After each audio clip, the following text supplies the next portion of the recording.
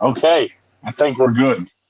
So, what's up, everybody? We are back for another episode of Preacher's Corner. Uh, as you see, I don't have my co-host. He's still in op, but he's doing good. I've talked to him a couple times. As far as I know, his wife was wanting to go get help in rehab, so he's been working with that. So That's I'm awesome. hoping I'm hoping that's still the order of business, but I'll find out hopefully soon enough. But today, I'm excited. We have someone who does a lot of recovery work, uh, works a lot in the community of recovery and all that. Has a huge platform on Facebook, and I'll let her share a little bit more of that. But today we have Miss Jayme on. I'm so happy. We've been it's been a long time coming. But Jayme, let everybody say hi to everybody. And before you jump into everything else, we like to everybody who comes on here, we like to get three interesting facts. So tell everybody hi and let everybody know three interesting facts about yourself. Ooh, three interesting facts. I gotta think of that a second. Well, first of all, hi, I'm Jayme. Uh, Grateful recovering meth addict. I will be 5 years this year. 5 years in May. I'll be clean. Interesting facts about me. I've been to probably. I think my last count was I've been to maybe 38 or 39 states. I've lived all over the US. um, I love nature. I don't know if that's interesting, but nature is like my happy place. It's my zen. It keeps me balanced. It keeps me grounded. Um, and I love it. And, oh, I guess this is interesting. I went to school once upon a time for photography. I have my associate's degree in photography and like graphic design stuff that I don't normally. I didn't do what I was gonna do with it because drugs and life happened. But um, it's that's one thing I aspired to do, and I have my business degree as well. So that was kind of all went hand in hand. But I actually work in healthcare, so kind of changed. Thanks. I like that. Yeah, I have something many people don't know about me. I have a certificate in visual arts. I was gonna get my bachelor's in graphic design. But Nice. then when I became a pastor, they were like, I stopped doing that, and they were like, "Well, you have enough to get a certificate," and so I got my certificate. So I feel you on photography and everything. Yep, I love it. I've shot weddings and senior pictures and done. I did a lot of portrait stuff, but I also like. I guess once upon a time, way back when, I wanted to like work for National Geographic and take travel and take pictures. You You had know, high hopes. I had high hopes. Now I have different higher hopes.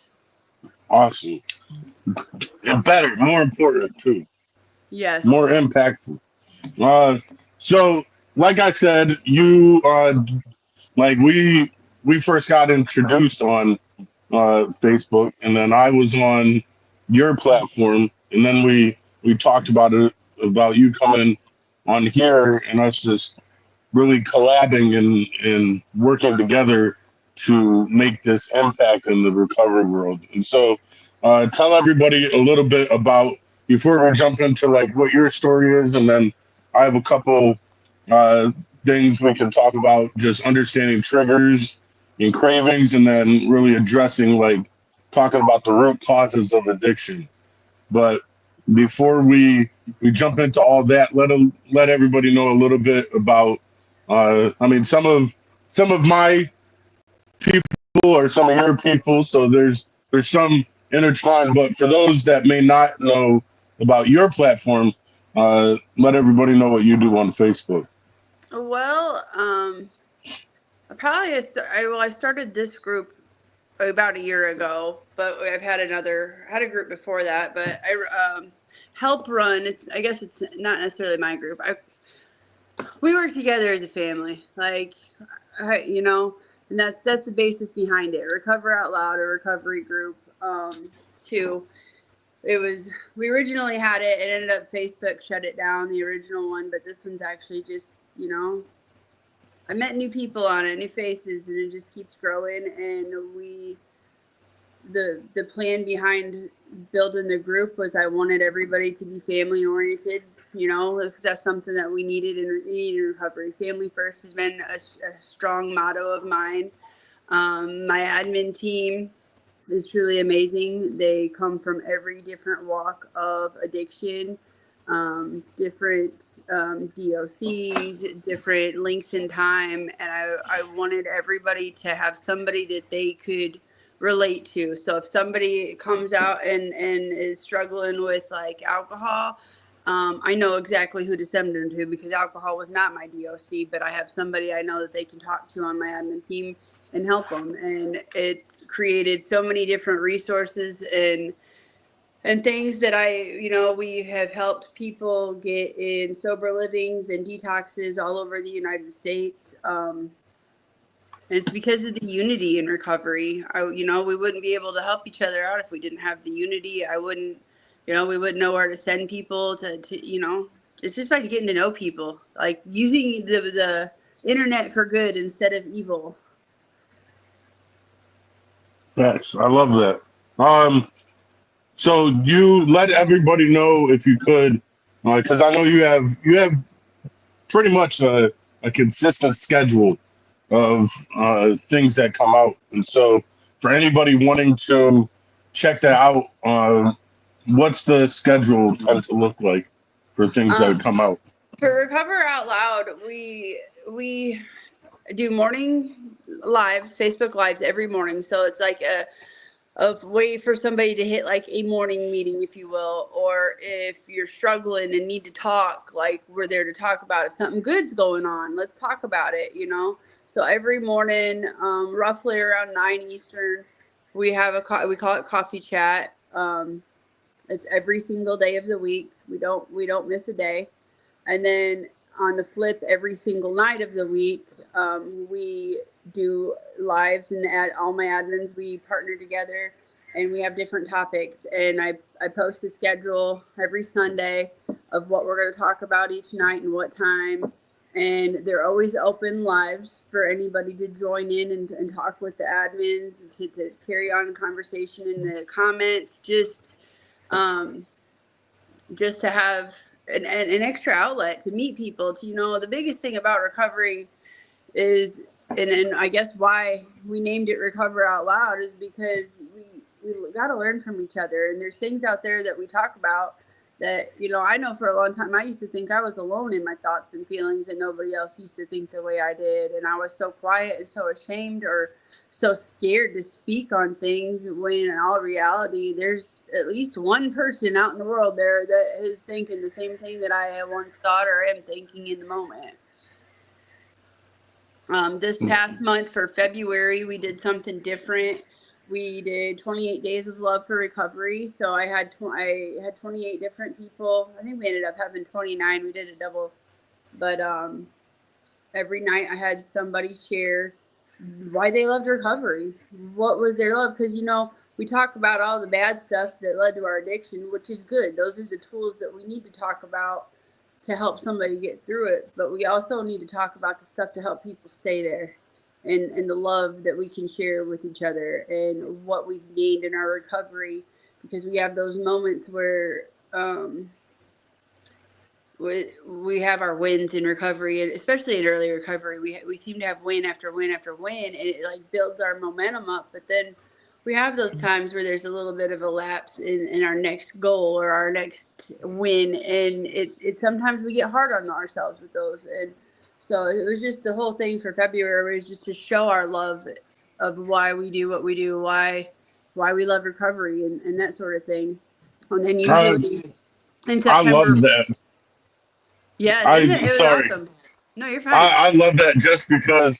So I work at an agency that does like counseling and rehab stuff for substance and alcohol, and so um, like so I'm a peer, and in our peer training, one of the trainers he says, and he continues to say all the time, like, because as a peer we were once there, or we know people that were, and so they say in recovery, build a life that you don't want to be absent from, and so that reminds me just of that thing, is like a lot of times, like you said, we talk in these podcasts and on shows, and when we talk to other people, we talk about those things that took us away from the addiction, the things that we lost. We talk about the bad points of addiction, why we don't want to go back, but we never talk about why we want to stay in Absolutely. recovery. And so I love that you have that for February, and of course, it matches it's The love. Love Month. Yes, and you know, and it also gives the admins and us like time to like regroup, and you know, it is a lot of work doing lives every day, twice a day, and we all enjoy it. We wouldn't do it if we wouldn't enjoy it. But sometimes you just need to take a little step back and kind of hear what other people have to say, and that's what we do there. And then usually, um, this September will be the third year in a row that we will do National Recovery Month, because September is Overdose Awareness Month, and we typically have our 30 for 30, where people share their story. 30 different people share their story from recovery, and to give others hope. You know. That's good. Um, yeah, we can talk more about that. I'd love for somehow for us, our two platforms, maybe to work together that month and do something like there's a lot of opportunity, but Yes. uh, I, with all that, again, some of my people might not know who you are. Some of my people do, but for those who don't know who Jayme is, tell everybody. And I've heard some of your story, but I haven't heard like a lot of it. And so uh, tell everybody uh, who was Jayme like prior to addiction. I definitely am not the person I am today. I started addiction late in life. I was like 28, 29 when I first started using meth. But prior to all that, like, I was a good kid in school. Like, I graduated with honors. Like, I went off to college. I worked from the when I turned 16 till now. Like, I work.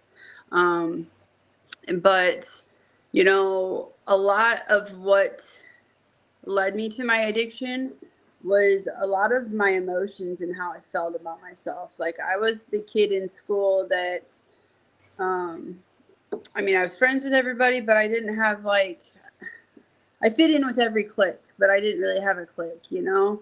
I was a band geek and in choir, and I did play some sports. Um, but when I was in high school, that's when I got in my first relationship, and it was like the first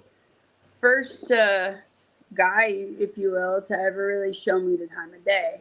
Like, I was always the girl that was never, I guess, chosen, if that makes sense, if you know what I mean by that. But like, but I was also always the girl that was friends with all the guys too. Like, I was just another one of the guys.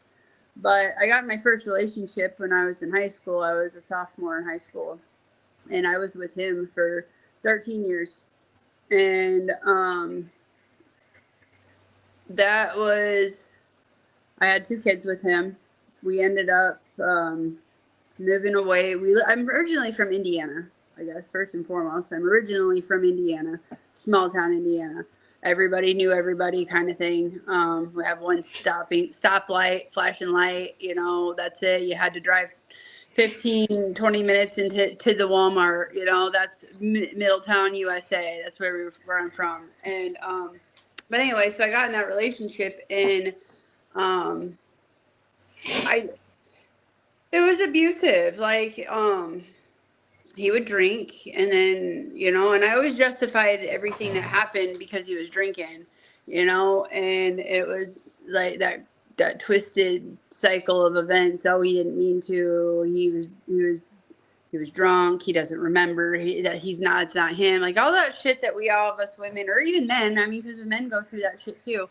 Like, I said to myself, I thought it was normal, too, because that was the only relationship I'd ever been in. So I thought, and by seeing, how other people around me were like, I thought that is like what it was supposed to be, like, and so when I had my daughter, my oldest, I have 3 kids. My oldest is 17 today. My daughter is 12, and then I have a 6-year-old little boy. So when my daughter was born, that's when I ended up moving to Arizona. I had to get away. I had to just, the way he was, and constantly getting cheated on, and just wasn't, I guess, what I needed in a person. But we ended up moving out there. I moved, and then he kind of came too. Thought life was going to be different. It essentially wasn't different. So a few years later, after I got married, I ended up moving back to Indiana. And about 3 days after I got back to Indiana, he came back, and that was probably one of the worst fights. And it ended up it was like 3 hours of me getting my head smacked into a cinder block, into getting my hair pulled and drugged and all these things. Like, it was, I remember that night. I remember looking up at the stars and thinking, like, oh my God, what's going to happen to my kids? Who's going to take care of my kids? Like, and just as that moment happened, my dad ended up coming out, and he got up, and I took off running, and I ended up having to go to the hospital, but I ended up going like 2 counties away, and told him that I got mugged coming out of a bar because I didn't want him to get in trouble. Like, that was the duration of my life with him. I didn't want him to get in trouble. I never was the one that wanted to press charges. I didn't want him to get in trouble. I always thought that, maybe he would get it. Maybe he'd get it. And then, probably 3 months after that happened, it happened again, and it was another really bad instance. And this time the police did get involved. And when they came, I didn't say anything. I wouldn't say anything. I refused to give a statement. I mean, they seen my face. They seen the marks on me. I mean, I didn't need to. And then he went to jail. And then it was after that, I didn't want to bond him out. It was the first time. It was like the first time I finally had the epiphany. My dad, he had called me from jail, and I didn't want to answer the phone. I did. He, did the whole, I'm sorry, please get me out, all that stuff. And I'm like, okay, yeah. Then I hung up, and I immediately called my dad. I'm like, Dad, I don't want to do it. I can't do it anymore. I don't think I want to do it. What do I do? I'm like, he's not going to stop calling. And he's like, just don't answer the phone. He's like, I'll take care of it. My dad's like, I'll take care of it. And I didn't. And he sat there, and about 2 months later, I filed for divorce while he was in jail. And that's when I finally felt free. That was September of 2015. My divorce was finally final, and I finally got to experience life. But boy, did I fucking take it to an extreme.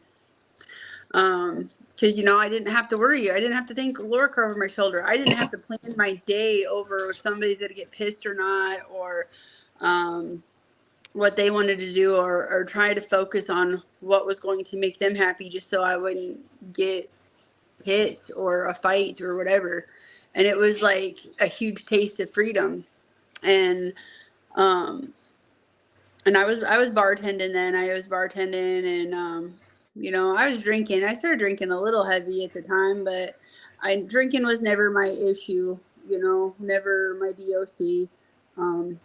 Frankly, because my parents all drink and still drink, and like I seen I seen stuff that I didn't want to be like that, so I chose the drug route. I guess it just kind of fell into my lap. But so around that December of 2015, I met somebody from my past I went to school with, somebody actually that I always had a crush on through school, like absolutely adored. Came into my bar and we just kind of reconnected and we hit it off. And um, it wasn't more than like 2 or 3 weeks of that, of us hanging out and stuff, that we started popping Adderalls. And that was the thing that we would do. Like 2 weekends in a row, we would be doing Adderall. And then all of a sudden, it's like, hey, have you ever tried meth before?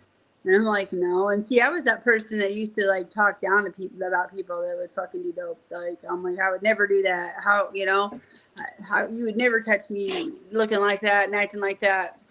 And here I was acting like that, doing it. And from the minute I did my first line, like, that was it. Like, there was no going back. Like, it was, I was just like, it consumed me off the rip. Like, it really did. And I tried to balance it. And then, that's what I told myself in the beginning. Oh, if I just get high on the weekends, like, it'll be okay. I'll be fine through the week. And that's what I would do. And then, come Sunday morning or Monday morning when I was feeling like shit and feeling sick and like irritable as fuck, like, I'm like, then I discovered that, hey, if I get high again, it's going to take that sick feeling away. No, I And so, remember, I remember saying that exact same thing. Like when I first started smoking crack, like I'm like, oh, I'll just do it Friday and Saturday, do it like half the day Sunday, and then like Sunday at like 5 o'clock, I'll stop, yeah. and then I'll like go Monday, Tuesday, Wednesday, Thursday, and then Friday night I'll hit it again. And that worked for like a week. Yep. That's how it went. And it's like, it's because we like to justify in our mind. We like to think that we can make it work however it's like we've We seen think we others can do it. control it. Yes, we think we can control it. And I sure tried until I discovered that, hey, I can sell drugs and I can make money and I can support my habit. I can get high for free and sell drugs. I could do it every day. Yes, how fucking cool was that? And that's what I did. And to where it was, that was my life. From that day forward, I started selling, and it just spun out of control. And it wasn't, I was about 2 years into my addiction. you know that's when I ended up losing my first house. And I ended up losing my job. Well, that me and that boyfriend, we had split up around then, around 2017. And he ended up trying to tell my dad that I was getting high, and I lied to my dad. Me and my dad are very, very close. I'm a daddy's girl. Like, I've always been my dad's daughter. And lying to my dad is one of the only things you don't do. You don't lie to my dad. You don't lie, steal, or cheat. Those are my dad's, like, if you ask my dad, that's what he'll tell you. Don't lie, steal, or cheat. And he told my dad that I was getting high, like, just trying to be a dick and trying to get me in trouble or whatever. And I got fired from my job. And I ended up calling my dad actually in the office when I got fired, because I was very close with that manager that I had. And that was the first time I told anybody that I had a problem with drugs. And so I called my dad and I told him, and I went home that day and I told him that I needed help. I'm like, hey, I need help. And I only had 2 kids at this time. And I said, can you just take my kids for me for a little bit so I can get my shit together? I said, I don't need it. I told him, I'm like, I don't need to go to rehab. I don't need any of this stuff. I just need to focus my mind right now. My mind is a mess. And he did. And I tried. I did not try hard enough, but I tried for a little while to get clean. And I ended up getting another bartending job. And then one night I'm working, in walks the sheriff into my bar, and I'm like, what the fuck are you doing? He's like, he asked me my name, and I said, yeah. And I got served custody papers, well, guardianship papers for my kid. And boy, that like literally set me back in so many ways. You know, would I have probably continued using had those papers not come? Yeah, I know I would have. I know I would have kept using now looking at it. But at the moment, I was just so angry. I was like, I told my dad I needed help, and I'm trying, and I'm doing this, and then that's when I went back to balancing my drug use, like, you know, or so I thought I was. Well, And that and I because as you tell your story, I see a lot of similarities in what my story was, and you even said that like to me while I was telling my story, like yes, that you saw similarities, and now I'm able to see like those points, and so I think at this point, like yes, you were because that's before I stepped down from being a student pastor, I was playing that balancing act and trying to balance it all. And so then I had it was like when I stepped down and like didn't have communication with any of the good people in my life.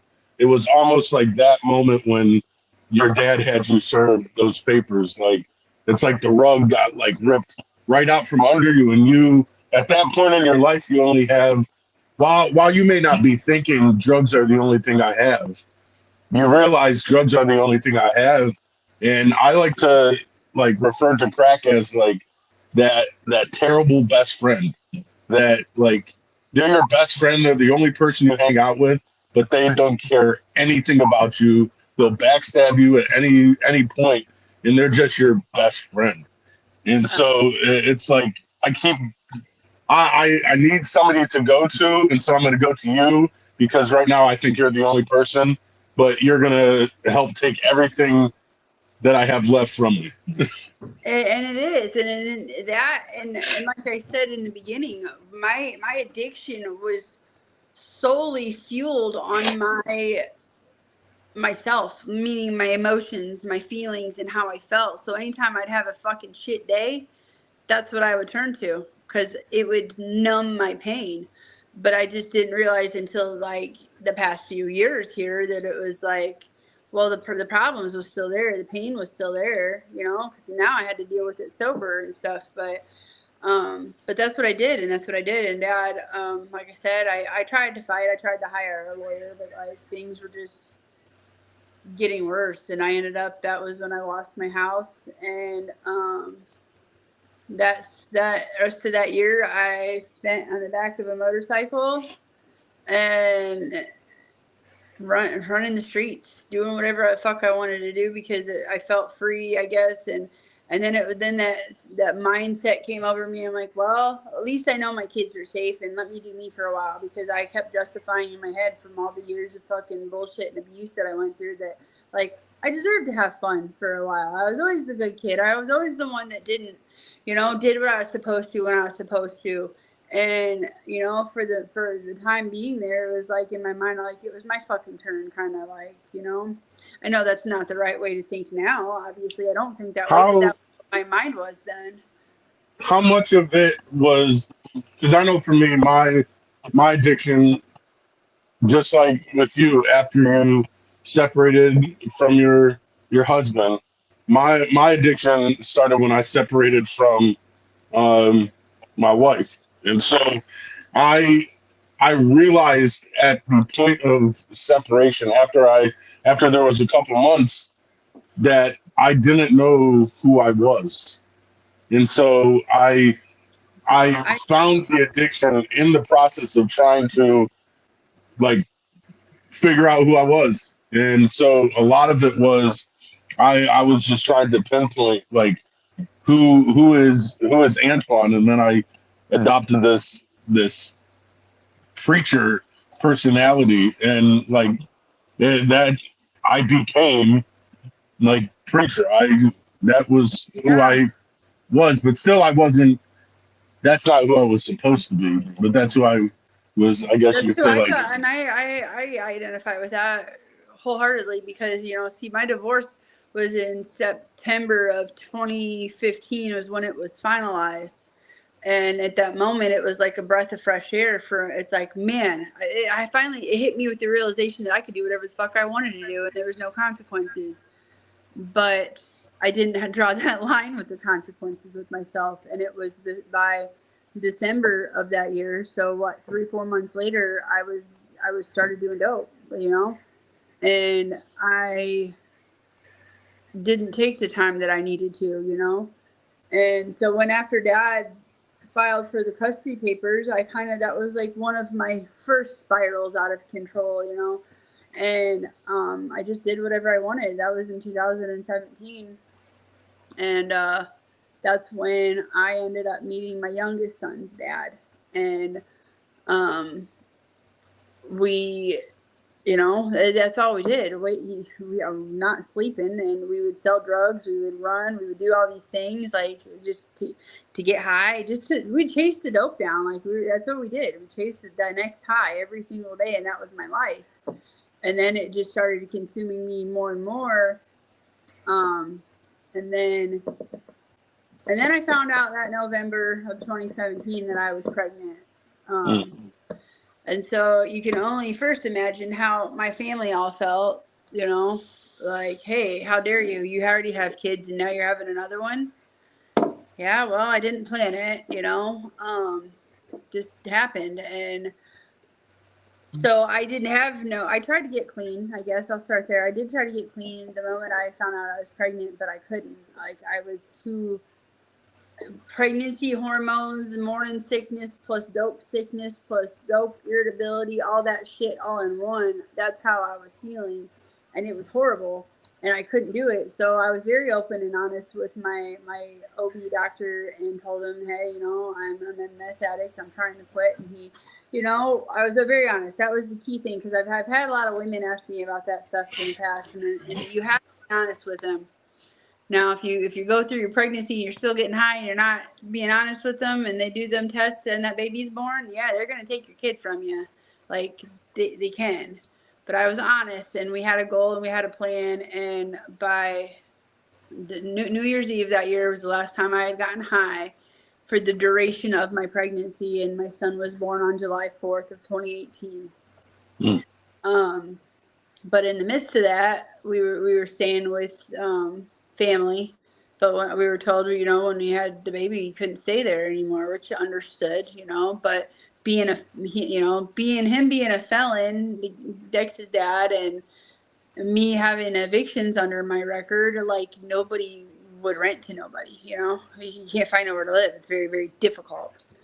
So when I went to the hospital, I had Dex, and after we got released, I tried. That was the first time my mom came and talked to me, and we tried to go stay there, but didn't work out. It only lasted for about a week, and after that week, we were all living in a tent. We were living in a tent in the heat of July summer in Indiana with a newborn baby. And it was horrible. Like, it was horrible. And it didn't take until it was my birthday of September of that year. So a couple months later before I started getting high again. And then it was getting high and having a baby around, and, taking him where we went, in places that we had no business taking the kid, driving around with stuff in our car that we had no business driving around, to the point there was times that I hid my dope in the baby formula. Like, so when we got pulled over, like, I'd bury the bag in the bottom of the formula so that, I thought I was being clever and they would never find it, which, they didn't find it. But looking back now, like, what if that bag would have fucking ripped open, and I had no idea. And then my kid would have got, the dumb shit that I did as a mom. It was horrible. So we were pretty much like couch surfing for the longest time, until then we kind of, set up shop in a hotel motel for the longest time, with the baby. And it just finally, that was when That was like what, 2018. So that was the beginning, 2019. And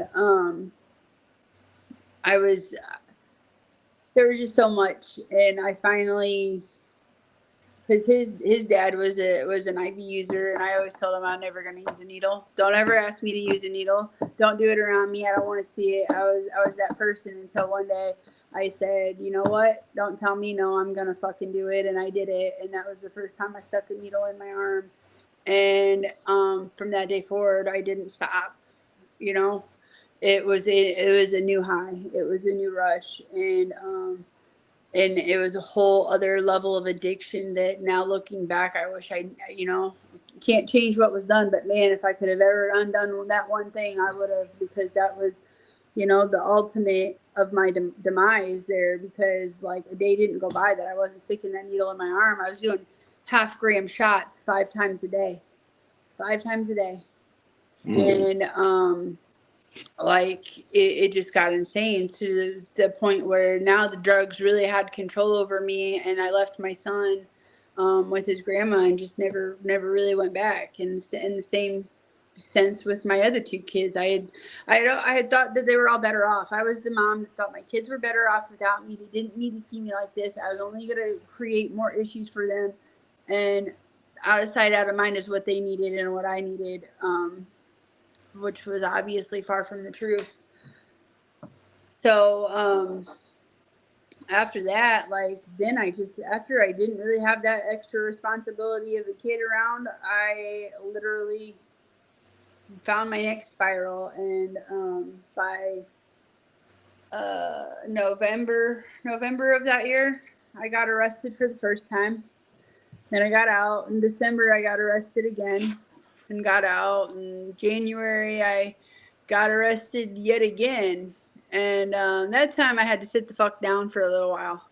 I got arrested in Ohio, and because I was from Indiana, or Indiana resident, and I was homeless, I was considered a flight risk and was not allowed to leave. And man, that was the loneliest, probably like the loneliest ever. I had to really learn a lot about myself at that time.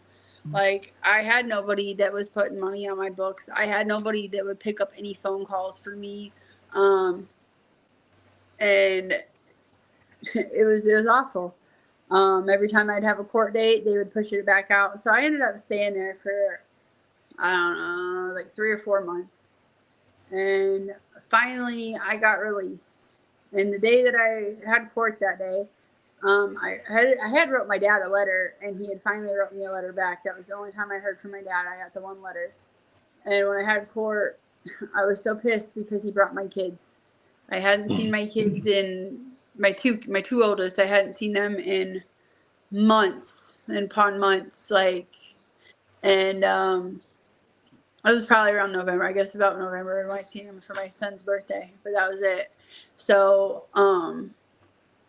I was mad, and my kids, I was mad. I was embarrassed. I was like, how dare you bring my kids?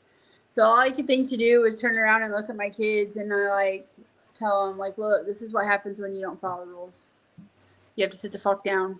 And that's what I told them in the courtroom.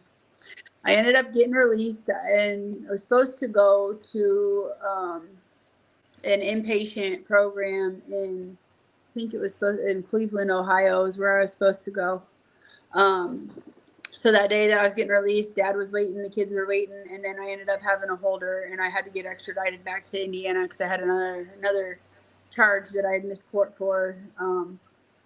So I had to wait for a few more weeks. Got back to Indiana, got back to jail there, and ended up getting OR bonded that day just because I told the judge, I'm like, well, he's like, why didn't you show up? I'm like, oh, I was in jail. He's like, well, that's a pretty good excuse, so just come back. And I'm like, best excuse I got.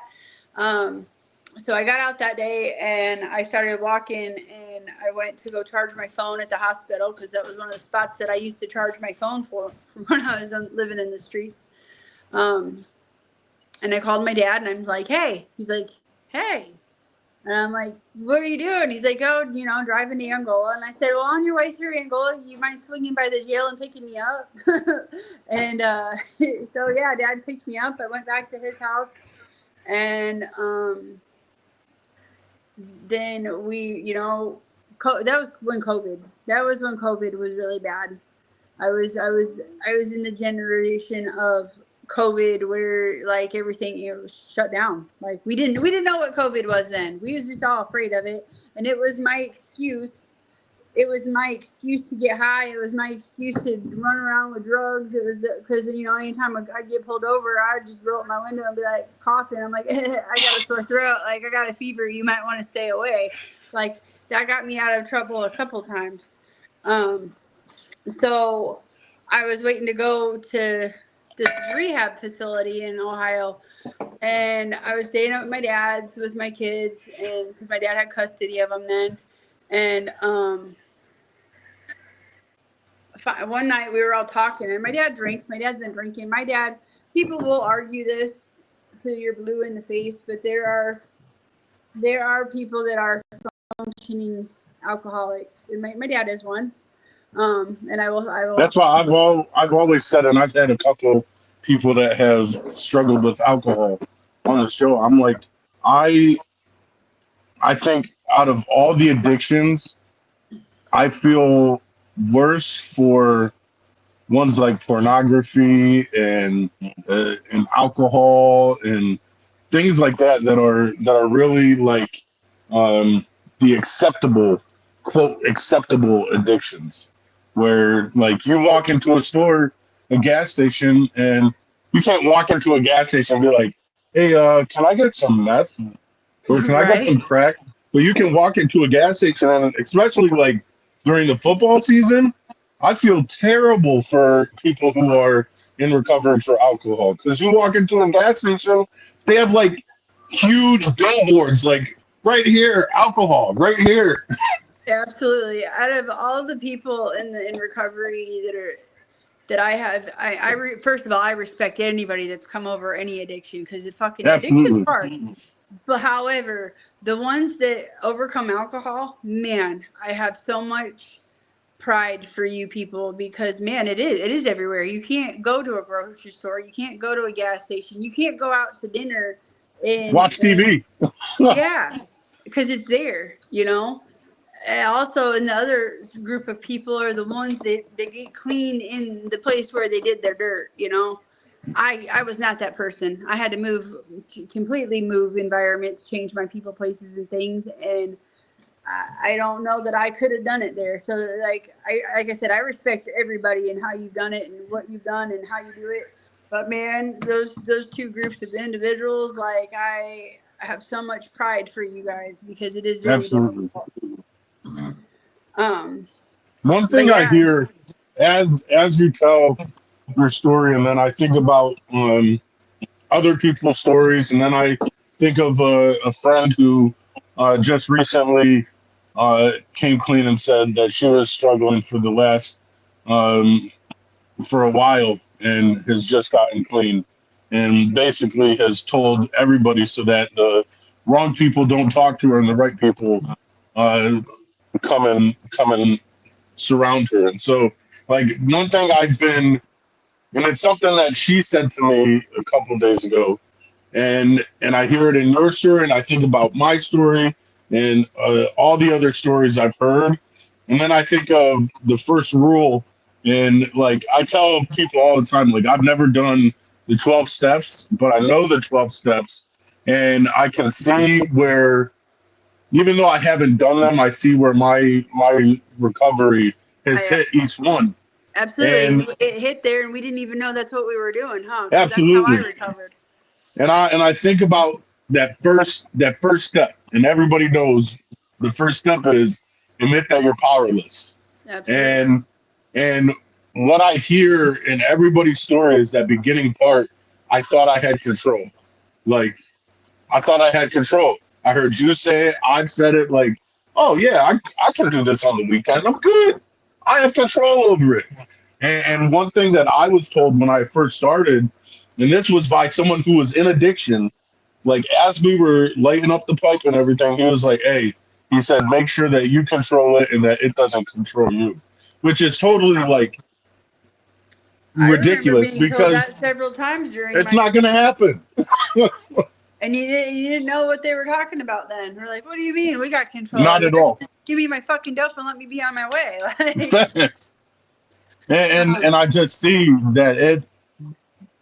I think we lie to ourselves in the beginning and think like, oh, I can do this, I got this, and then we keep telling ourselves, no, I'm in control, and then like along the lines we look back and we're like, I was never in control, and I think that's why it's that first step in the 12 steps, and even when you're coming into recovery and not using the steps, you have to realize that I had no control at all. Like I thought I had control of this, but really this thing was manipulating me the entire way. it was. Like It's insane because we were so close minded in our addiction. We were so we thought we knew. We thought we knew better. We thought we were. It's kind of like kids growing up. When we were kids and we thought that we were the first to fucking pull shit over our parents' eyes, when in fact our parents did the same shit we did. So we already got busted facts. for it because we always thought we were the first. Same thing there. We thought we were the first. We thought that we were above the rules in addiction. We thought that because we had seen others go through it, we're like, well, if I just don't act like, Bobby Sue down the street, like I got it. But we don't. Like because we're all individuals first and foremost. So it takes us all in different realms, different aspects. So it all hits us in entirely different ways. Our ways of the ways we use first and foremost, why we used, and why we continue to use. Those all those reasons are so different for everybody.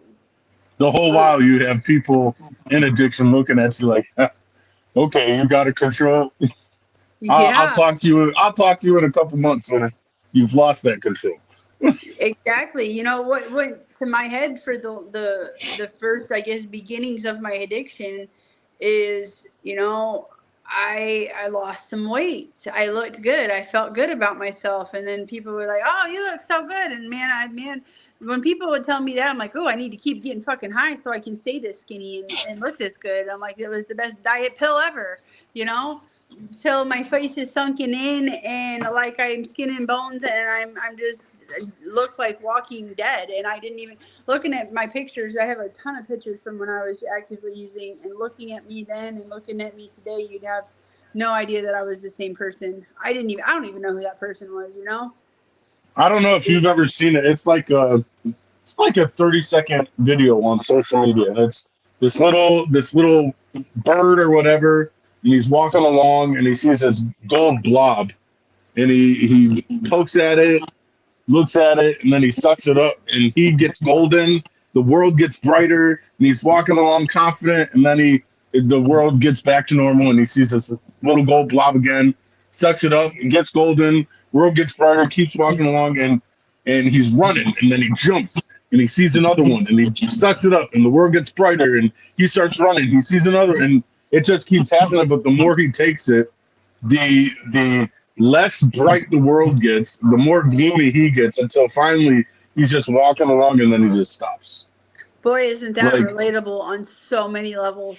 I've seen that. absolutely. in, And in it just and it shows like because I know just for me, like when I started using, like the world seemed so much brighter and I had this sense of peace, and I've even said like life, if you take the addiction part out of it, life was like golden. Life Yeah, was amazing. I didn't have to work, had no responsibility, could do whatever I wanted. But then add in the addiction, that's like, okay, now what do you have to do to get the drug? Like now I have to start boosting, now I have to start stealing from people, now I have to start conning people. Like so like add in the addiction, it's a terrible life. Like absolutely. Absolutely. so like you got to this point where COVID happened and you got through that when you got clean and realized like I need to what I'm doing right now needs to change. What was that point? Because I know for a lot of us, there's like one moment where that sticks in your mind where you had a light bulb or the light switch moment where you're like, whoa, I need to fix this. What I was that was, moment for you? I was literally sitting in the middle of the woods in Marietta, Georgia, 800 miles away from home, living on the streets, but I was literally living in the woods, and I was crying and looking at my surroundings, and I'm like, what the fuck am I doing here?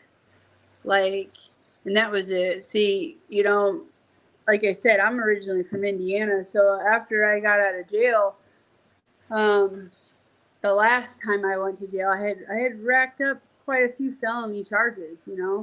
I was a lot of drug charges and a lot of theft charges, and I didn't do well in county jail. Like, I didn't do well at all. So there was no fucking way that I knew I would do good in prison. So my idea was to fucking run. Mm, Um, and I inevitably ended up, me and a couple friends ended up driving from Indiana to. It was initially to go visit another friend. It was living the hippie life, living in the streets. Like, I'm like, cool. He's got freedom. He can do whatever he wants. Like, this is cool. Let's go down and see it.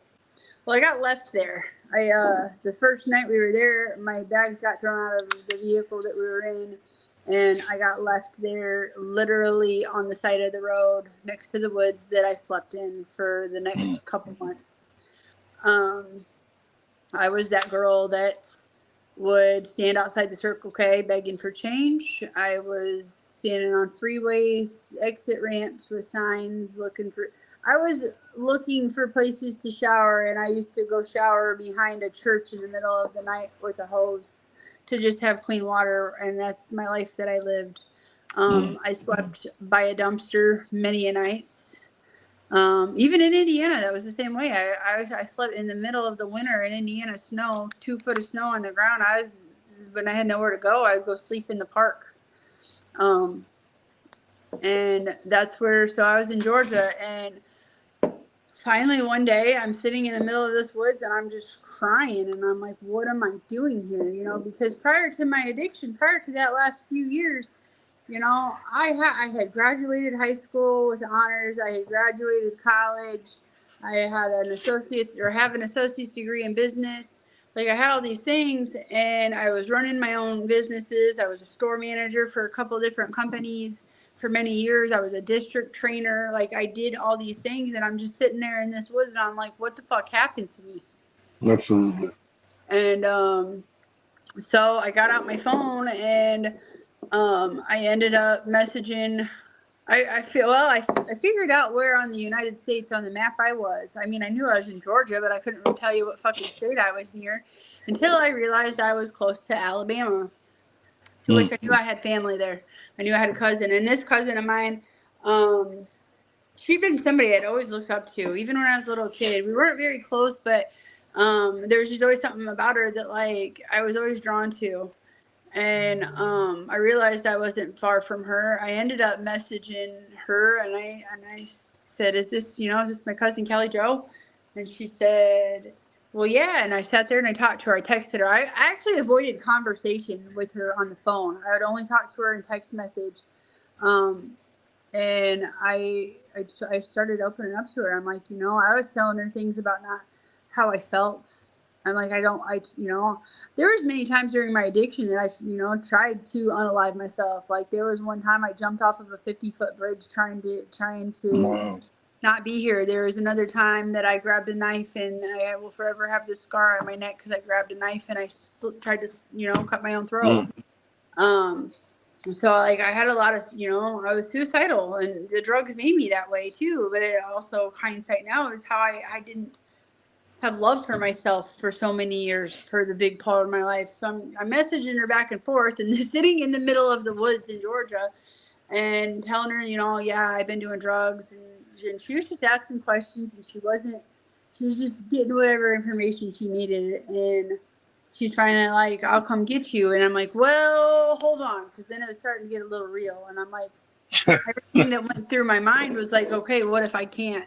What if I cannot? I said I already can't get through a day not getting high. What if I can't do it? What if then I'm going to let somebody else down that's trying to help me, and I don't? I've already hurt my kids. I've already hurt my mom, my dad. I've already hurt these people. I can't. I don't want to hurt somebody else. Maybe I am better off not going. Well, she didn't give me an option. She's the one that taught me family first, and that is why I run my recovery the way I do. It's why I run my group the way I do, and why I am the way I am a part of our community, because she taught me family first. And she came and got me. She drove almost 4 hours to come and get me. Hadn't seen me in years, didn't know what to expect. All she knew is that I was family, and she could not stomach the thought of her family living the way I was living, and she wasn't going to stand for it. And she was going through cancer and chemo and all these things during the time that she came to get me. She dropped everything just to come get me.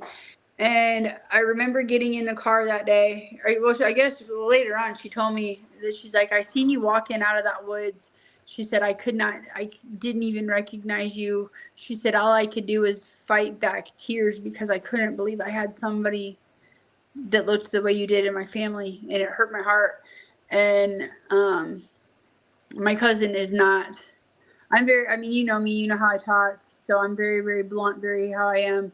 I get that from her. So my cousin is like me 10 times harsher, So to see her, to hear that she said that she was about to cry and holding back tears, that's not something that she does. Like that's different. But I remember getting in the car that day, and her daughter at the time was, I think 16. I'd never met her daughter, maybe when she was a little kid, but I got in the car and I just started bawling, hysterically crying. And her daughter actually grabbed me by the hand and just held my hand while I cried. And it was the first time I had ever in my life felt a weight lifted off. It's so undescribable. I truly did. I was scared. I was terrified. I was scared. I didn't know what was going to happen, but I also knew that for the first time I kind of felt safe. I felt like somebody gave a fuck enough about me to drive this far to bring me into their house, knowing that I'm this piece of shit addict, and they don't care. They just know that I'm family. That was a whole level of love that I never really truly understood until that day.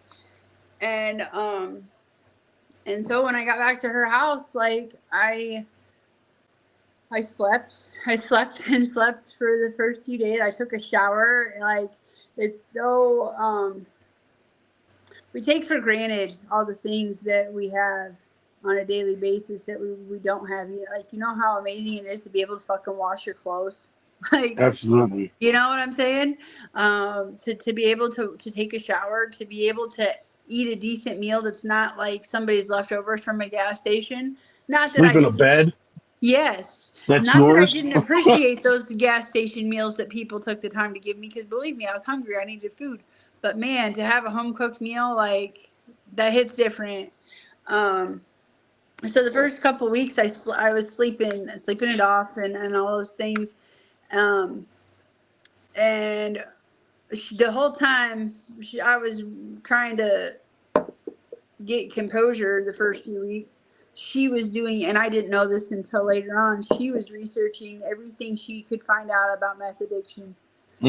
She wanted to know how to help me because she never went down that path. She didn't know. She doesn't. Nobody in my family. I was I think I'm truly the first drug addict in my family on both sides. And but she wanted to know. She wanted to know how I would act. She wanted to know my temperament. She wanted to know my irritability. She wanted to know if I'd be sick, how sick I would be. She read everything she could read to know to be able to. That right there is the difference between sympathy and empathy. She didn't just, and this is, I've said it all the time. People in addiction need people like that. Because if she would have just, if you would have told her everything and she would have been like, man, let me back away from this. Yeah. You'd probably still be there or dead by now.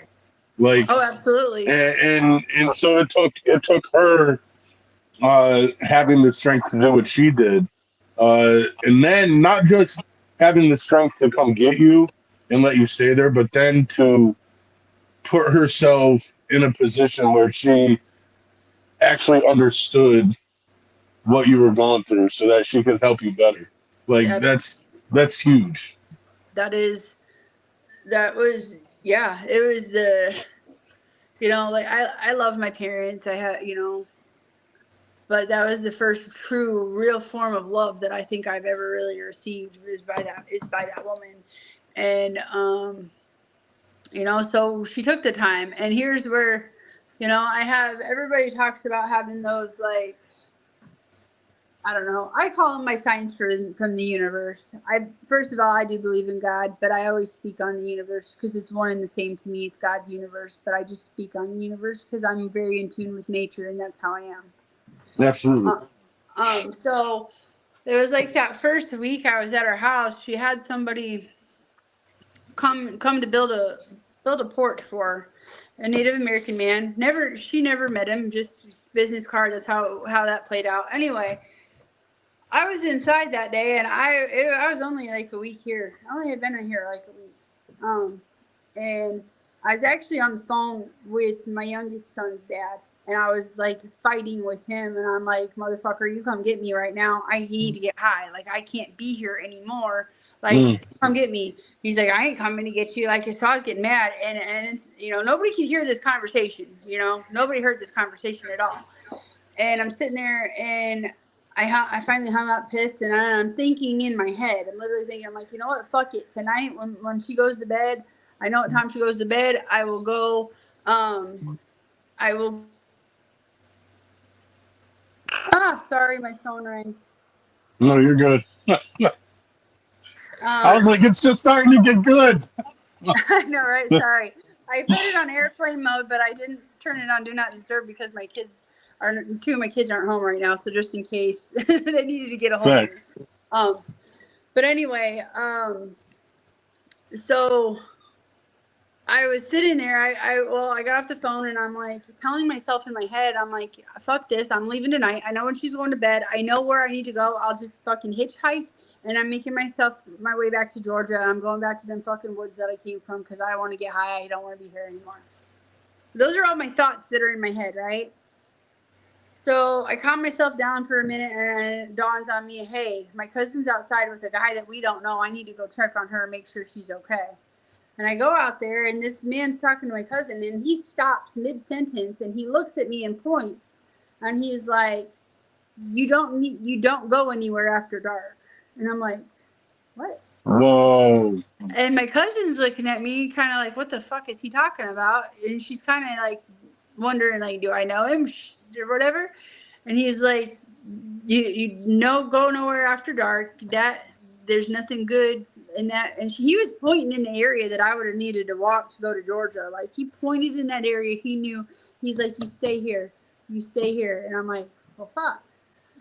I So guess I'm staying here. yes, I'm staying here. Well, I never had that conversation. I never told my cousin what I was planning on doing, obviously, at that time. But I took what he had to say, and I kept it at that. Then a week later, I had my second sign from the universe that I was on the right path, and we were on the midst. She had made all these other phone calls to get me into a inpatient program, but it ended up having to be an outpatient program because of COVID. Um, so we were on our way to Huntsville, Alabama, and we were talking, and we were having a conversation about paying attention to the signs. If you pay attention to life around you in any moment, you're going to see the answers that you're looking. You're going to see the Absolutely. answers. They may not be what you're looking for, but you're going to get confirmation in whatever form that may be. But you have to be able to open your eyes wide enough to see them and be receptive to it. So we pull over to a gas station, ended that conversation in the car, and walk into the gas station to get a pop. And the clerk stops and looks at me. I swear to God, stops, and he's like, I don't know why I need to tell you this. And he's like, I don't know why, but it's just on my heart that I need to tell you this. He's like, you're right where you need to be today. You're Mm. right where you need to be. You stay here. You know, you're on the right path. Just give it time. Mm. And I'm like, well, fuck me. Like, I got doubled down here with a couple of these signs here. So I kept pushing. I kept pushing, when I tried to get clean, during my pregnancy, I used to push myself, if I could stop, I'll get high today and I won't get high for 2 days, and then I'll get high and then I won't. So that's what I kind of was trying to tell myself. And I just got to keep pushing. I got to make it another day. I can make it another day. And that's what I kept doing in my head. And I got signed up for the IOP program. I did, I think it was 5 days a week. I did online because of COVID and all these things, and I never went to meetings. I didn't want one. I had my experiences with some of them in the past up north was like people just went because they were on work release, and that was their ticket out of work release for the day. Just here, I can get out of here for a little while and go fuck around. And two, a lot of, and again, I'm not saying all of them are like this, but it's just what my experience was, so what my mind was going into it. And you had some that they were there because they needed to get a paper signed by the court, or then they were getting high in the parking lot. So I'm like, I didn't want to go somewhere that like I didn't want to go where people didn't want to be because I didn't think I'd get what I needed out of it. Yeah. So I did a lot of reading. I did a lot of looking for Facebook groups, and that's actually when I stumbled on Drew Hicks and his platform.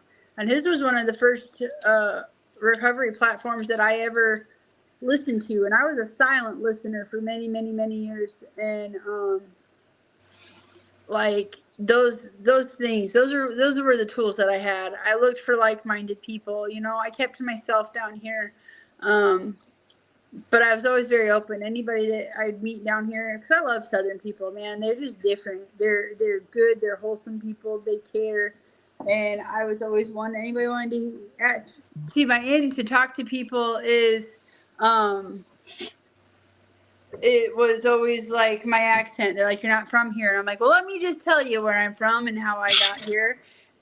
Or my tattoos. Oh, I love your tattoos. Well, let me just tell you, I got this one when I was 3 years clean, that's my in. And I'll tell anybody that listens. But so I did that program, and then I got a job. I started working in healthcare again. I got custody that November. I took custody back of my youngest son. Well, actually, really, I had abandoned him, really, and I went back up to Indiana for a court date, and I just took him back. I'm like, which ended up causing some more legal issues, but I ended up keeping my rights as a mom because I moved down here and was living life right. And I kept working. I ended up getting to transfer my probation down here, to which it was not last year, but the year before, 2 years ago, I finished up all my probation. So I've been free and clear off of everything for almost 2 years now. And got my license. That was one of my, I think that was the most prideful win, aside from getting my kids. But because, man, that took a lot of work to get that license back and be a legal driver. Like a lot of money, a lot of time, a lot of patience. And then I've worked. I work in healthcare. And then when I finished my last court case is up. When I was up in Indiana, my dad's like, hey, I think it's time for you to have your kids back. So that was my next thing. I got back down here, and because I was living with my cousin for the longest time, and it was time for me to find my own place, and to which I did. And then my kids came to visit. My oldest two came to visit for the summer. That was the first time ever in what was that? It was 2021, 2022. That year, first time in probably 4 years, 5 years that I was I'm ever sure allowed that to felt amazing. have my kids, and my dad let my kids come down here for the summer.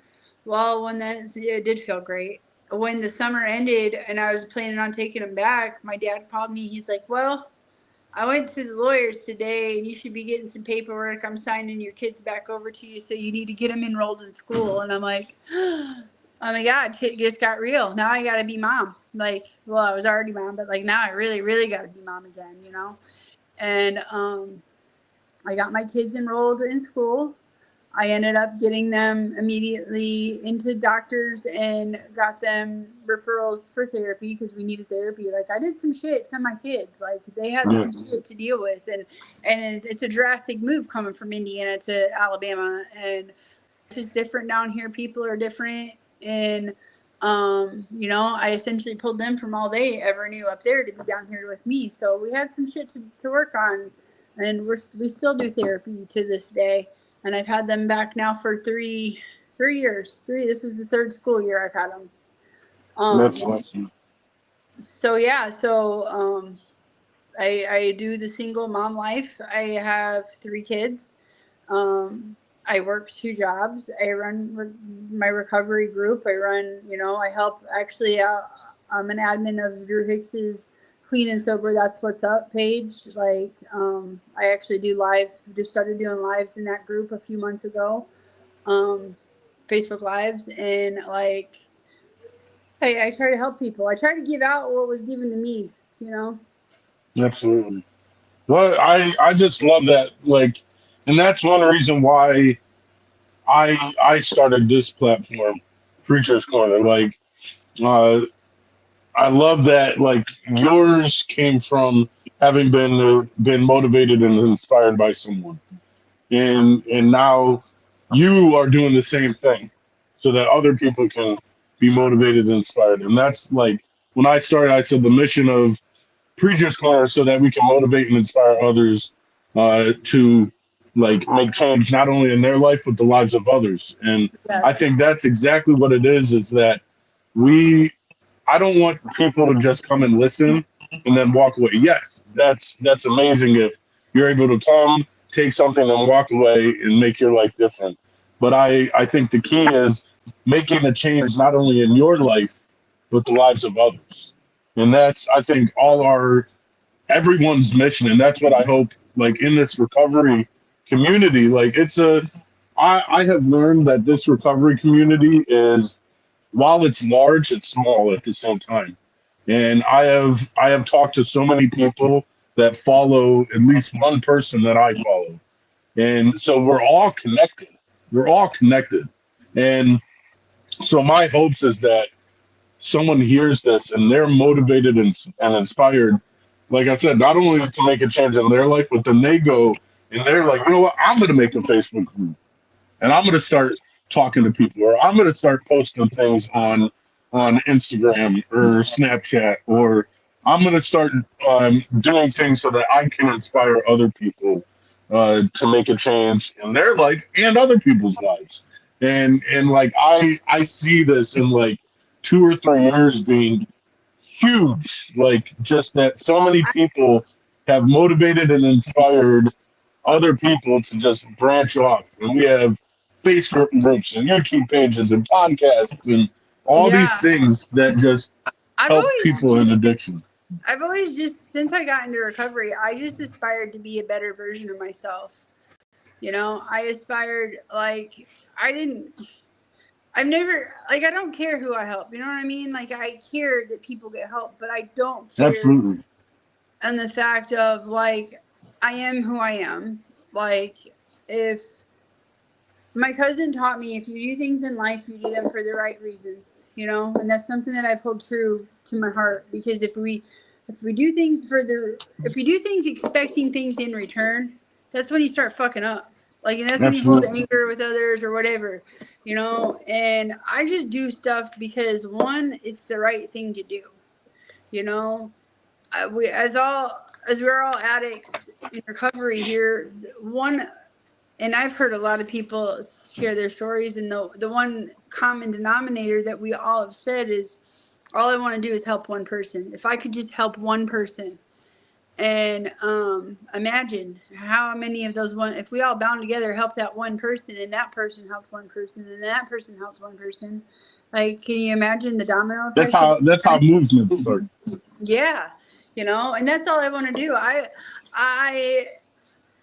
I live my life completely differently. You asked me in the beginning of this, how'd you say it? You said, "Are you the same person that you were even?" No, I'm not, because one of the biggest things that I learned in my recovery was how to love myself in a way that I've never loved myself before. You know, Absolutely. I And will you never. and you were able to do that because someone showed you that love. Yeah, and I was willing to listen. See, that's the problem. A lot of the time, we hear people, but we listen? Because there's two different things between hearing and listening, you know, and that's where we gotta, that's what I try to put, because I can't be the person I am today without people like you, without anybody that I've heard how you how you get through things, what led to your addiction, or what are you doing now that when life hits you, like. I want to know. I want to learn because I never know when I may need that tool in my toolbox. You know what I'm saying? Or I may come across somebody that may be going through the same thing preacher did, and I'm like, hey, first of all, let me connect you with this man. He might be able to help you on a level that I don't. And that's why I love the unity between by with recovery because we get to learn from each other. Absolutely. And I think that's you say as long as I can help one person, and I think like and it sounds selfish, but it's not at the same time. Like I want to be sure that the one person that I am helping is myself. Because when I help myself stay clean and keep clean, then I'm now giving someone else an example that they can go off of. And that's why you can say and I can say like, oh hey, I know someone who went through the same thing went through. Let me introduce you to Jayme. And so it's when we're able to do the things that we need to, because if we don't do it for ourselves, we're not going to stay clean. I've been told that like if you're getting clean for your kids, if you're getting clean for your parents, it's not going to work. Like because eventually, like my kids right now aren't talking to me. So if I was doing it for my kids, I'd bend them. Like and so Absolutely. we need That's to keep helping ourselves and be an example so other people can glean things off what we're doing. That's why I hate when I see that meme come across Facebook or whatever that says, "Get clean for those kids. They're waiting for you." Yeah, I know they're waiting. I get that, but do you understand? You know what I'm saying? If you put your recovery on somebody else because that's why you're doing it, That's a heavy burden. that is. And one of the greatest lessons I recently discovered, it was kind of like one of them aha moments a couple months ago when we start to focus on when we start to make our recovery about somebody else, that's when we start fucking up. Like, Hmm. and for example, this is where I was getting in my feels, I guess, a little bit about it was because so I was getting mad because somebody didn't see my growth. And Mm. I'm like, what the fuck? What do you mean you don't see my growth? But I had to put myself in a perspective here. Like, well, first of all, they only met me from point B in life to Facts. now. So they don't know where I've grown. They only have that one window that they know that they can base judgment of me on. And but I was getting hung up on like, hey, I'm not that I didn't do that. 8 months ago I wasn't acting like that, and now I'm growing. And I was putting my energy and focus onto getting a little bit angry because they didn't see that. But like that's when we create problems. When we talk about boundaries and putting boundaries up, like those have to be for yourself because if you're Hmm. putting a boundary for somebody else, like okay, I'm going to stay away from them because I don't want to make them mad you know fuck what they feel. Like how do you feel? Like you got to do you have Absolutely. to do what. So all these grand tools that we learn in recovery about boundaries, about our growth, about how to live life, and when we start to veer away from ourselves in that realm and we don't make it about ourselves, that's when we start slipping up. And I'm not saying a slip up is gonna go to a relapse off the bat, but it can eventually if you don't catch them slip Absolutely. ups. And I think that's why it's important to put the right people around you, surround yourself with the right people. I've found that there have been times where I get in the same mood that I have my whole life, um, but I choose, and that's I heard you talking about that um, you said something about the drug being like what you went to, and like I say it all the time, addiction, whatever we're using, isn't the problem. a lot of people say like, "Oh, that drug is the problem. Oh, this drug is the problem." No, No, it's the the drug was behavior. never the problem. The drug was the solution for me. And I would give And you prime example of that. I just identified this within myself not long ago too. You know, back when I was in that relationship for 13 years where it was abusive and all these things, I didn't do drugs then. I didn't, I mean, I drank on occasion, but I never could really drink because I had to fucking babysit half the time. But what I would do is I would go shopping and mm, I would go and I would spend my hours in walking around Walmart or Target or wherever, and that was where I found my calm. I may not buy nothing that day, or I would buy a bunch of shit that was on clearance that I didn't need, but that was that where was your addiction, that was your my peace. addiction. And I didn't I identify that until actually just a couple of weeks ago, and I'm like, holy shit, that makes sense, you know? And I think that's like, I know for me that's probably the hardest part of recovery so far has been because I used to hold things in and then I would go to something, whether it's work or women or um, like video games or then drugs. Like there was always something that I was trying to turn to be a solution to the problems, and I never like expressed. And so now I'm learning to start expressing those and being transparent. And it's hard as hell. Sure is. We got to Like feel them icky things called emotions and feelings, and I hate. they suck. I hate the two things I hate in this world more than anything is time and emotions because I can't control either one of them. Absolutely. And you have to work through them.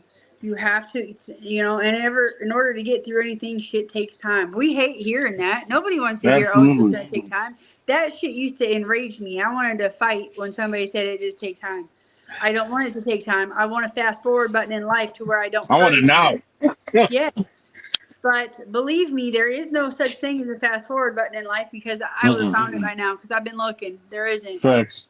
But what I have come to learn over my past 2 years of recovery, you know, I could sit here and dwell about, you know, the abuse and the all the why me's, the poor pitiful me, all these things, um, all these things, or I could learn from them, and that's what I've chosen Yeah. to do. I've chosen to learn from them. You know, I chose not to dwell on the shit that happened to me in the past. You know, yeah, it was it some. I've been through some awful shit. You know, I'm just like many of us, but I, without going through the pain and the trauma, we wouldn't understand compassion. We wouldn't understand Absolutely. love. We wouldn't understand empathy, sympathy. We wouldn't understand. We would not be balanced as human beings, and that's how I live my life. That's how I've learned to accept those things. You know, Absolutely. I can't change the past. There's no, just like there's no fast forward button, there's no rewind button. There, I Mm. cannot go back and change what's been done. What's been done is done. And that was the second lesson that my cousin taught me that I will hold true to today. And the greatest lesson that I've learned in my recovery is to own my shit. I did it. Ain't nothing I can do to undo it. No point in lying about it. People know, you know. Why sit there and lie about what I've done when I could just say, yeah, I fucked up. I'm trying not to be that person anymore. Give I me fill think my that direction. that was actually such a blessing from my recovery because I was like, yo, I came clean to a lot of people. Well, I came clean to everybody who was on my Facebook because when I was sitting in the hospital on April 18th of last year, I put a Facebook post out and was like, look, this is what's been going on with my life. And I let everybody know. And I was like, you know what? Why stop there? I'm just going to come clean from like, what's worse than I got addicted to crack? Like, I'm like, if I'm gonna complain about this, I'm just gonna like wipe the slate clean and just start from zero. Like, and so I started letting people know, like, look, I was lying about this. I was lying about this because now I'm like, the one thing I can say is I'm at zero now. So now I can start at a point where pre-addiction, like people are like, do you want to become who you were before your addiction? I'm like, absolutely not. The person I No. was pre-addiction, I was hiding things. there was things I was holding on to that I hadn't told people. I didn't know how to deal with emotion. Like now I am free from addiction, free from like secrets. Like I can actually move forward in life now and not have to like tiptoe past things, and I deal with things. And so with all that being said, we're not going to hit these topics I was talking about. We'll have a second show. But We should, because this was fun. This is the first time I've ever done a StreamYard thing before. really, I love Like, yeah. StreamYard. The guy who got me started like said like you need to start your podcast.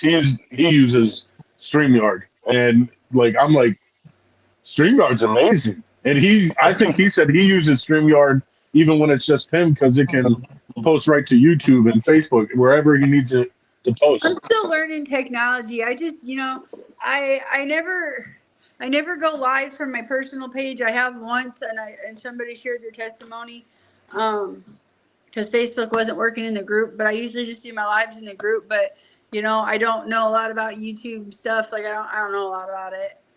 But I enjoy doing these. I enjoy Yeah, speaking. Because like I'm one that I finally found my voice. For so many years, I was that girl that bowed her head, that did avoid confrontation at all costs, whether I would agree with somebody, even if I knew they were blatantly wrong, just to avoid those things. And my recovery has taught me that I have a voice today, and my fucking voice matters. And if you don't want to hear what I have to say, you can scroll on by. Like, it's not going to thanks. hurt my feelings or not. But I'm sure that out of the billions of people on this planet, somebody may resonate with something that I have to say. Absolutely. And that's I love like because I'm a peer advocate, but at work, but I'm an advocate outside of work too. Like our platform gives a voice to those that don't have a voice right now, and it inspires them to have a voice. And so one thing I've been thinking about, and it really segues into how I like to end the show. Um, I talked about like that meme, the 30-second meme of the bird and getting the gold goo and everything seems bright and then it just keeps getting dimmer and dimmer. What I love about recovery, I remember May 2nd. So I got to the place I was living at, a veteran's house, after I had gotten out of the hospital, and I went there May 1st. May 2nd, I remember going outside and everything seemed so much brighter because I had been clean for what, like 13 days. And so um, I look at recovery as opposite. In our addiction, everything started bright and started beautiful, but then it started getting worse and worse and less bright, and everything by the end was like gloom. Everything was dark, and our world was just terrible. And in recovery, we begin to gain back all these things and gain back more because we're actually able to deal with things that we were dealing with. And so uh, I am a firm believer of regardless of where we go, if we never pick something up along the way, then what was the point? And so with that being said, I love to end the show. Like there's no point in doing these episodes if like someone can't draw something from them. And yes, people can draw something just by listening, and we drop little nuggets along the way, but I believe there's one like main point that someone can walk away with. And so I love asking whoever's on the show, what do you want someone to who listens to this to be able to walk away with and really apply to their life?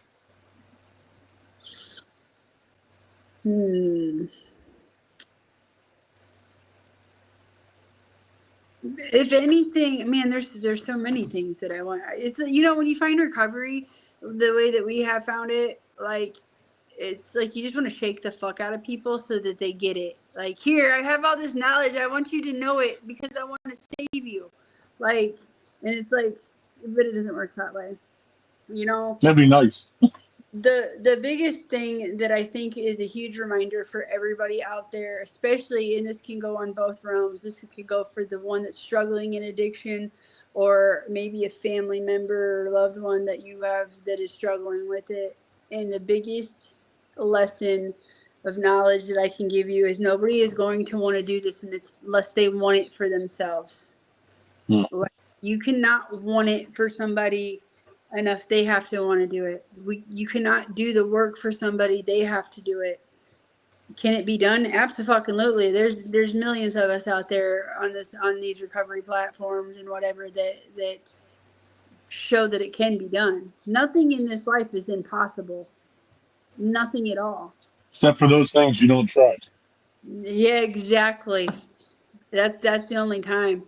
And and on the other scheme of things too, like there is no wrong way to recover.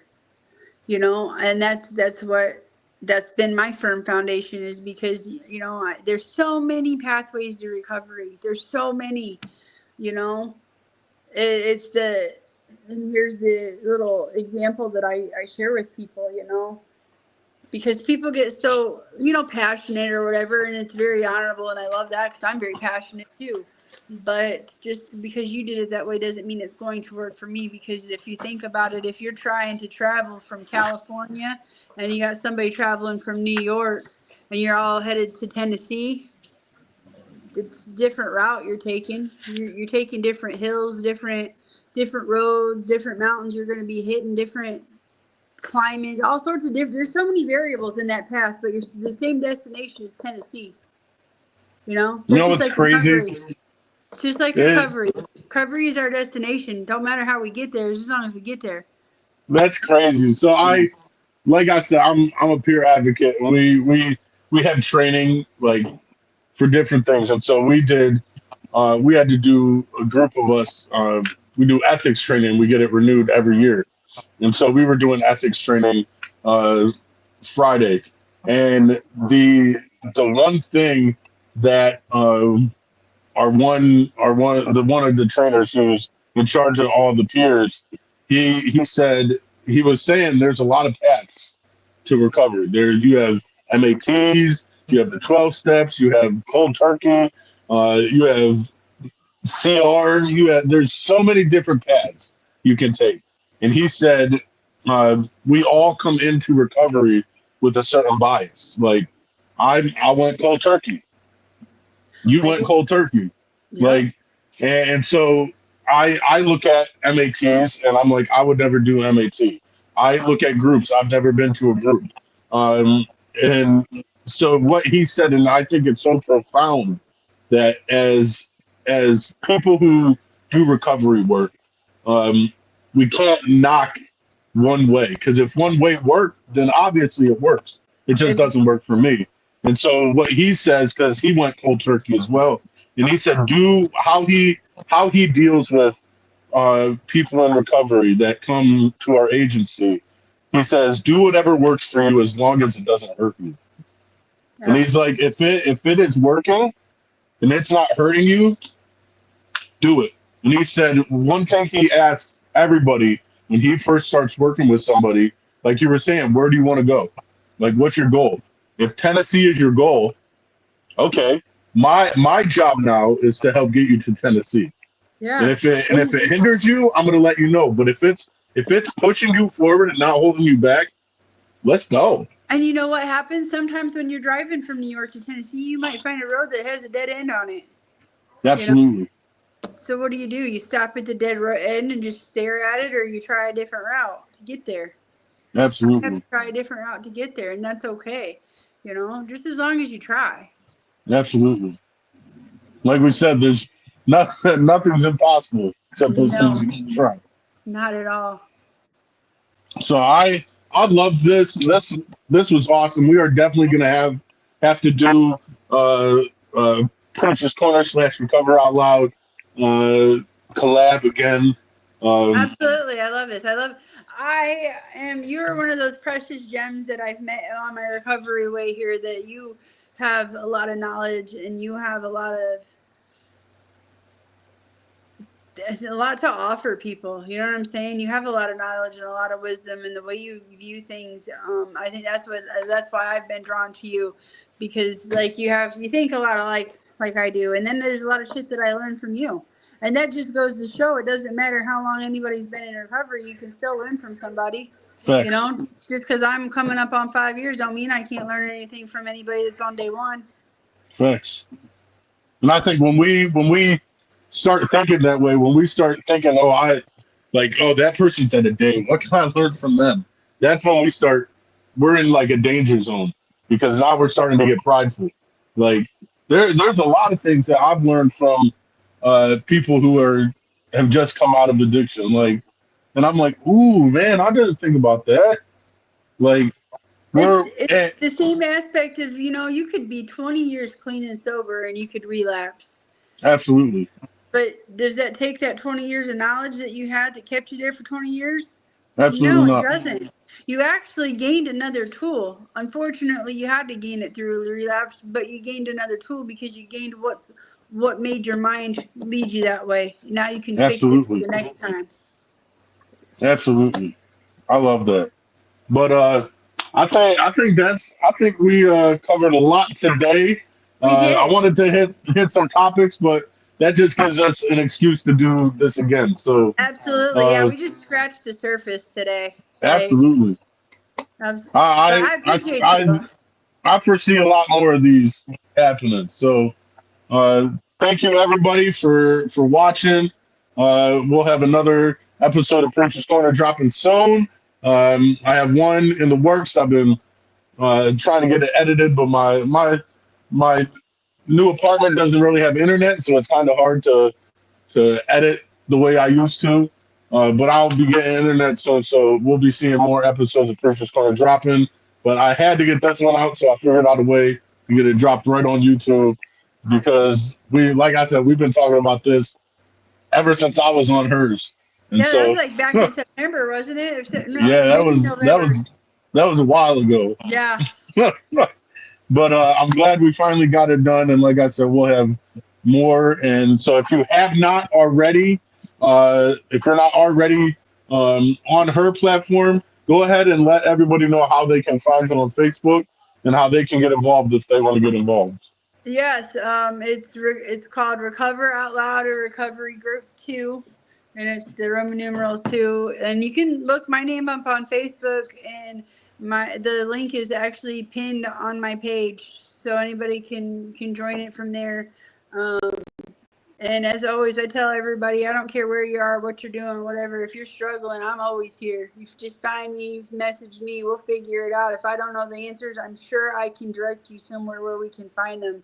And even if you just need to fucking scream and get it out, like I will scream with you on the phone, and then when we're done, we'll take a breath and we'll figure it out. But you don't have to go through nothing alone because it's family first, and that's how it is. Thanks. The drug addiction likes to isolate us, but in recovery, we like to be in numbers. Absolutely. Like we say, we do recover together. So, yes. But thank you, everybody. We will talk to you after. Jayme, after I go off, we'll talk a little bit more. But everybody, peace. Preacher out.